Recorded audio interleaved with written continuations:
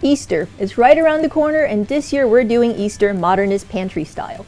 And this week on WTF, we're going to show you a litany of recipes to make your Easter easier and amazing.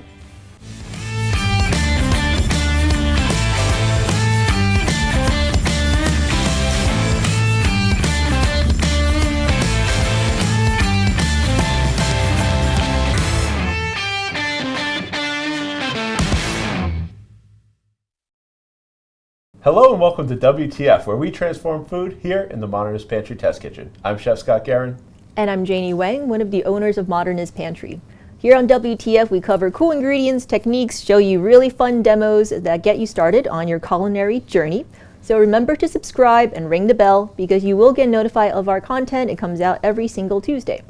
And this week, as you can see here, we have another holiday feast, and the holiday this time is Easter, which is coming up soon. So we're going to show you some great recipes that you can plan ahead that are easy to do, where you can basically have a wonderful Easter meal with as little stress as possible. So if that sounds good, stay tuned, and Scott is going to walk us through what exactly he's prepared. So I actually made a bunch of different recipes, kind of utilizing older recipes that we've already had. So just a way to, reincorporate those recipes that you may have already made into a new meal that you can use for Easter. So the first one I really want to talk about is kind of our main dish. It's the ham that we used for our Christmas episode this year. So this ham is actually just slightly different. It's that I did a bone out ham, so I didn't have the full pork shoulder. I did a boned out pork shoulder. It's very easy to get. Pretty much any grocery store has them. And then I just tied it up. I did the same exact brine, same exact cooking method. It's even a little bit easier because it doesn't have that bone, so it takes a lot less time. So this actually was a 1 week curing process, so it's really easy for you to put it into the brine, and 1 week later you have a full ham that you can then cook and serve, and it is wonderful. We love it around here. We accidentally ate about a quarter of this before we even started shooting because it's just so tender, it's so delicious. And that brown sugar, you don't have to do any work with like glazing and watching or anything. The brown sugar brine does all the work. It glazes itself. So really an amazing recipe. Right. But we did so many before other we cool move things. on, so for people who have not watched the Christmas episode, which you should if you haven't, what product is used in this ham? Oh, absolutely, yeah. So we have to hit on the products. Because Of course. Sometimes I get too excited about the food. So we did Prague Powder. So with the curing process, you want to be able to keep that beautiful pink color of the ham without having it turn into that brown or gray that you normally associate with like a roast pork or something like that. So the Prague Powder one has sodium nitrate that will bond on to the myoglobin and prevent it from turning that brown or gray as it cooks, and it gives it that kind of signature ham texture and flavor. So that's what is in here to make it, ham. Without that, you'd have a roast pork shoulder. Yeah. Which is also delicious, but if you want ham, do this. And it's brown sugar carrot, come on, it's great.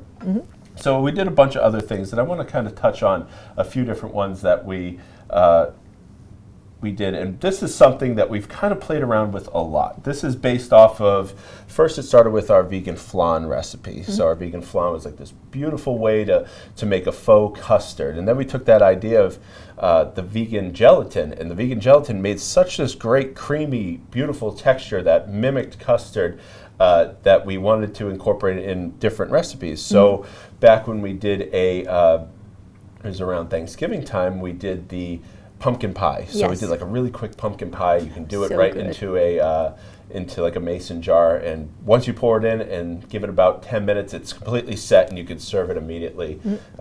Doing all these little things will save us time and save us headaches when we're in the kitchen, especially around any holiday. And something as simple as Easter, it's on Sunday after a long week. You can have all this stuff done prep Saturday and have it ready to go, on Sunday, except for the ham, obviously. So what we did is we took that idea of the no-bake pumpkin pie and we made a no-bake quiche. So we took this, and you can purchase your own pie crust if you wanted to. We decided to make our own pie crust.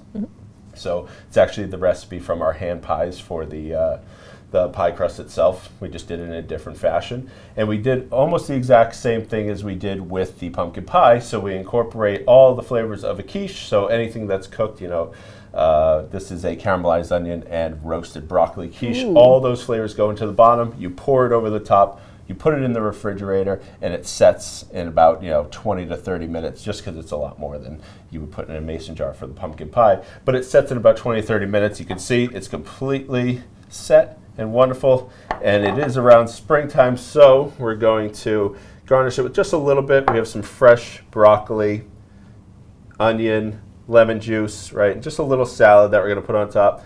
And if you can't find gooseberries, which these are, you can use like yellow cherry tomatoes or regular cherry tomatoes. So just a little bit of salad right on top, which we love. Just freshens it up a little bit with the heaviness. So Janie, this is one of my favorites. So if you wanted to try that, please go ahead. Let us know what the texture is like. Yeah, this looks great.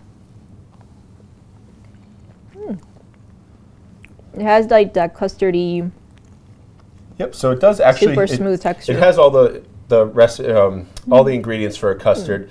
So it does have the eggs and the cream. We do bring it to about an anglaise, which is just some people may associate anglaise with being sweet, but the anglaise is actually just the method for taking the eggs, the cream, heating them until they're nappe. But at that point, you'd have to put it into the pie shell, bake it until it's pretty much a scrambled egg texture.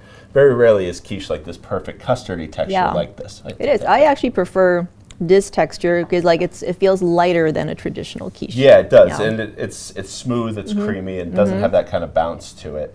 And you can serve this warm. I just wouldn't heat it up, to boiling or anything like that. If you want to just gently warm it, it's totally fine. It can withstand that heat. But yeah, we basically make the custard to a nappe, and then we add in our vegan gelatin, and then we pour it right in, and it's ready to go. So it just takes off about 2 hours worth of work or time, or even real estate in your oven. Yeah, and did you talk about why we used a vegan gelatin instead of the other gelatins? Yeah, so the other gelatins, we wouldn't be able to warm it up at all. Okay. If the second you tried to warm up, if you made this with gelatin, the second you tried to warm it up, it would just turn back into a liquid. The vegan gelatin can withstand those temperatures up to about 160 degrees. Okay. So at around there, it's going to start to break down. But if you just gently heat this up in the oven, let's say to 120, 140 degrees, it's going to withstand that, and it's going to hold up, and you can serve a warm quiche. So this was warm when you had it, but so when you eat something like this, you generally want it to either be warm or just just above body temperature. So that's one reason why we didn't use regular gelatin. Okay, makes sense to me. Yeah.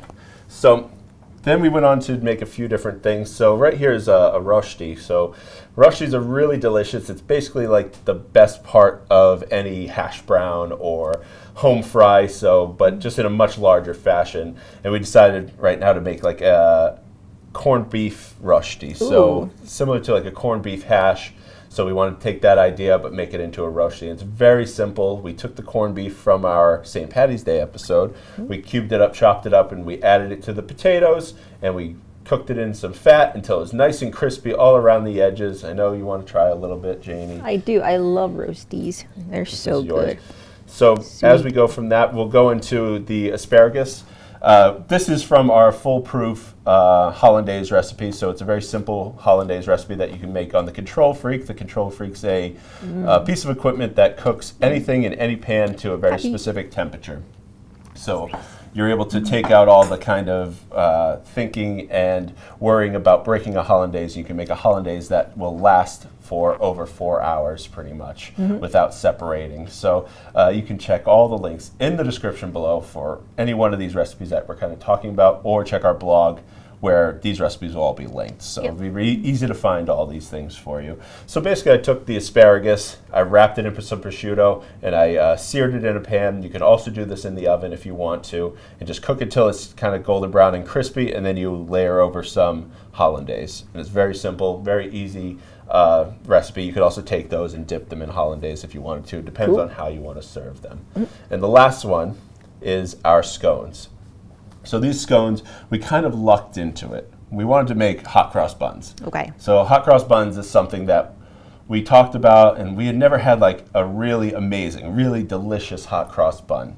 So we started making recipes, and we started kind of combining different recipes, and we started talking about, well, what if we make it like our biscuit recipe? So it would have a really crispy exterior because we use EverCrisp. So EverCrisp, when it's, you replace some of the flour in a recipe, and there's some fat in there, it can make a really crispy exterior. So we started playing with that, and we realized, well, we accidentally just kind of made a really great scone instead of a hot cross bun. So that's what we went with. Is it's a yeasted short dough, pretty much, which is like an amalgamation of two different things that we were trying to get to. And we really love the way that these come out. We started experimenting with different flavors to put them in there, like dried pineapple, dried mango, dried ginger, like crystallized ginger, and raisins, blueberries, all these things. And it worked great with all of them. And the exterior is extremely crispy, and it holds on to that really crispy exterior for a long time. It does have SSL in it as well, so that helps with the when the yeast starts to make it rise, it will hold on to all that extra air as well. It's just a really great emulsifier for something like this. So Jane, if you wanted to eat one of those, we're serving it with a little bit of raw honey over here as well. Sweet. This one it does have powdered sugar, so be careful not to. I'm going to take one with less powdered sugar on it. But, if you want to just break them open too, you can kind of see how wonderful they are. It's a great recipe that we really love around here.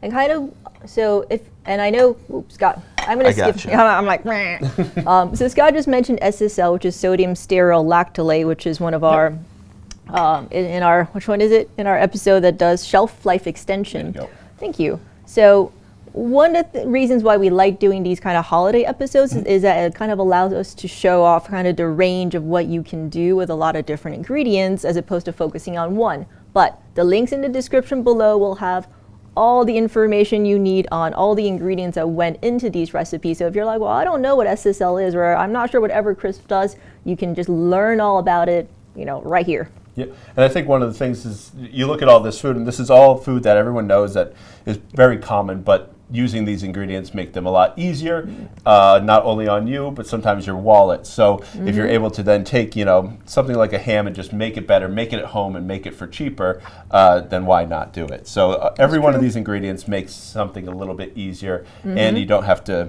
say, oh, well, I made this with SSL. You just serve them to your family, and they really enjoy them. So things like that. The biscuits are really good. So I think that this is probably a Easter brunch that anybody can be proud of to serve to their friends and family or customers if you're, trying to do it for a business.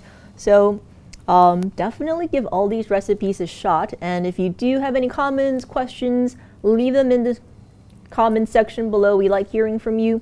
I think on Instagram, which what do we do an Instagram video on again? So on Instagram, we did the quick quiche. Okay. Or the no-bake quiche. So we go through the entire process of baking the dough, filling it, cooking or cooling it, and then trimming the crust and everything that goes into it, and garnishing it with this salad. So if you want to check it out, go to our Instagram. You can see all that there. Yeah, at Modernist Pantry.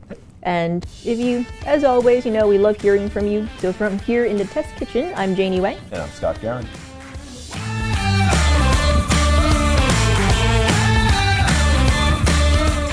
Thank you so much for watching, and if you haven't already, like, comment, and subscribe, and hit that bell so you get notified when we drop a new video. To get today's recipes and all of our recipes, remember to go to blog.modernistpantry.com where you'll get recipes, ask a chefs, tips and tricks, and more. And if you haven't already, tell a friend so they know what's going on here at WTF. And as always, to get any of the ingredients you saw today, you can go to modernistpantry.com to shop. And until next time, we'll be here in the test kitchen helping you create memorable and magical experiences.